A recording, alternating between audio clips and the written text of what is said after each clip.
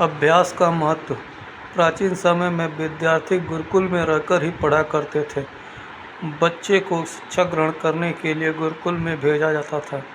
बच्चे गुरुकुल में गुरु के सानिध्य में आश्रम की देखभाल किया करते थे और अध्ययन भी किया करते थे।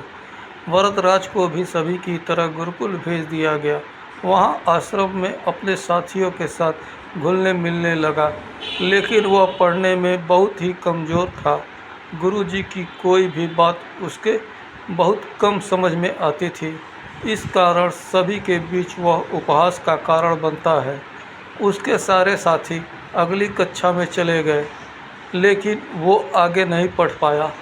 गुरुजी ने भी आखिर हार मानकर उसे बोला, बेटा वरदराज, मैंने सारे प्रयास करके देख लिए हैं। अब यही उचित होगा कि तुम यहाँ अपना समय बर्बाद मत करो। अपने घर चले जाओ और घर वालों की काम में मदद करो।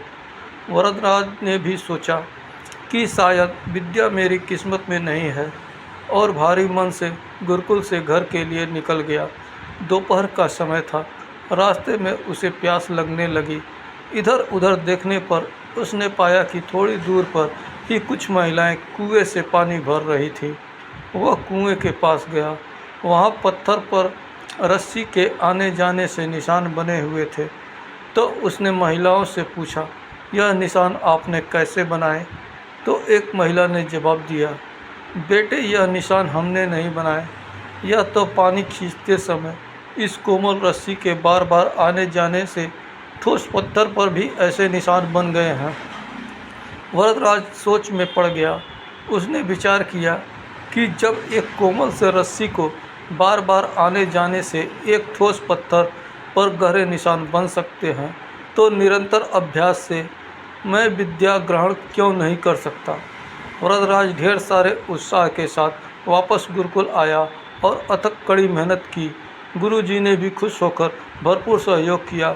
कुछ ही सालों बाद यही मंदबुद्धि बालक वरदराज आगे चलकर संस्कृत व्याकरण का महान विद्वान बना, जिसने लघु सिद्धांत कौमुदी, मध्य सिद्धांत कौमुदी, सार सिद्धांत कौमुदी, गीवाणपंद मंजरी की रचना की।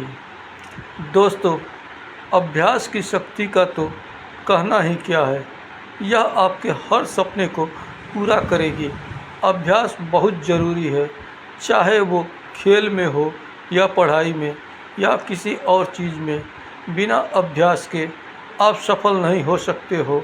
अगर आप बिना अभ्यास के केवल किस्मत के भरोसे बैठे रहोगे तो आखिर में आपको पछतावे के सिवा और कुछ हाथ नहीं लगेगा। इसलिए अभ्यास के साथ धैर्य, परिश्रम और लगन रखकर आप अपनी मंजिल पाने के लिए जुट जाइए।